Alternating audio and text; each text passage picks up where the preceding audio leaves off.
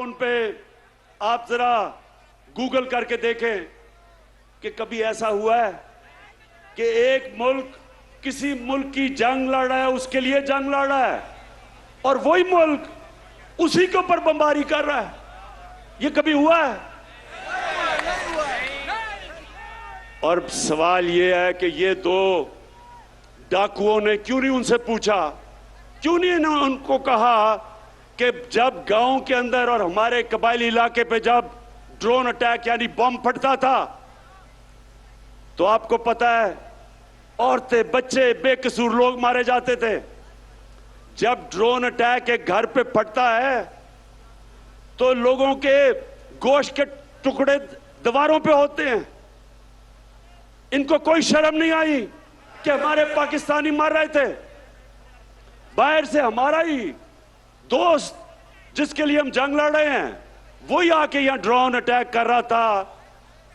क्यों ये दोनों बोल नहीं रहे थे? क्यों नहीं बोल रहे थे?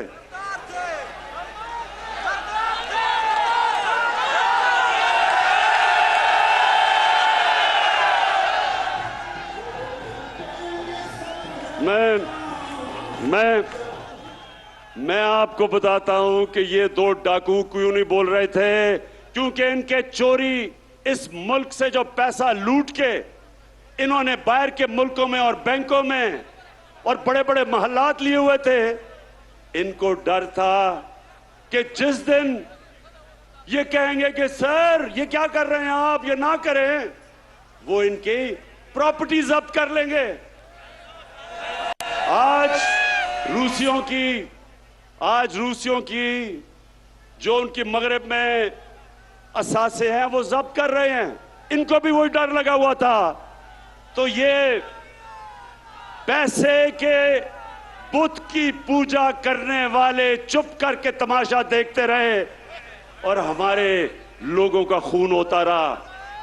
बेकसूर लोग बेचारे कबायली इलाके में उनके बच्चे मरे और वो जिसके खानदान में लोग मरते थे वो हमारे खिलाफ हमले करते थे, बदला हमारे पे लेते थे, क्योंकि उनको पता था कि हमारी इजाजत से ये ड्रोन अटैक्स अपने मुल्क पे हो रहे हैं।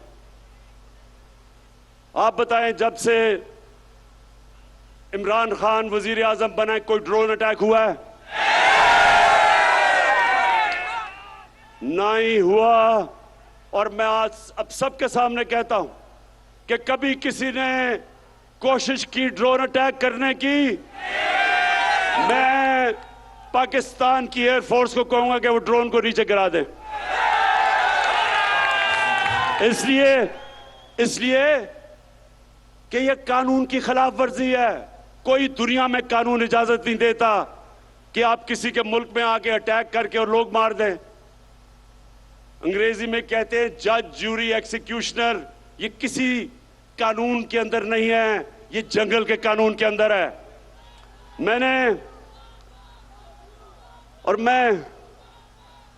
मेरे पाकिस्तान के नौजवानों, मैं ये चाहता हूं, ये गौर से एक बात समझ लें आप।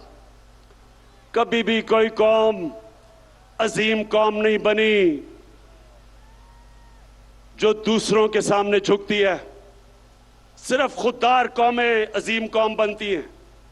जो किसी से भीख मांग के गुजारा करती है कौम, वो ऐसे ही है जैसे कि अगर मैं वसाखिया पकड़ लूं, अपनी टांगों पे जोर ना डालूं, मेरी टांगें कमजोर हो जाएंगी। इसी तरह मुल्क कमजोर हो जाते हैं जो अपने पैर पे नहीं खड़े होते। हम कोई किसी से दुश्मनी नहीं चाहते, हम सबसे दोस्ती चाहते हैं। हमारी रूस से भी दोस्ती है, हमारी अमेरिका से भी दोस्ती है, हमारी चाइना से भी दोस्ती है, यूरोप से भी है। हम किसी कैंप में नहीं हैं, लेकिन क्योंकि हम न्यूट्रल हैं, इंशाल्लाह हम उन मुल्कों के साथ मिलकर एक दिन कोशिश करेंगे कि जो यूक्रेन में जंग है ये बंद हो। इससे बहुत दुनिया को नुकसान हो रहा है। इससे तेल की कीमतें आसमानों पे चली गई, गंदम की कीमतें आसमानों में, गैस की कीमत उधर पहुंच गई है कि ये यूरोप जैसे मुल्क, बर्तानिया जैसे मुल्क में इस वक्त लोगों को मुश्किल पड़ी हुई है। तो इसलिए हम जंग में किसी का साथ नहीं देंगे, अमन में सबका साथ देंगे।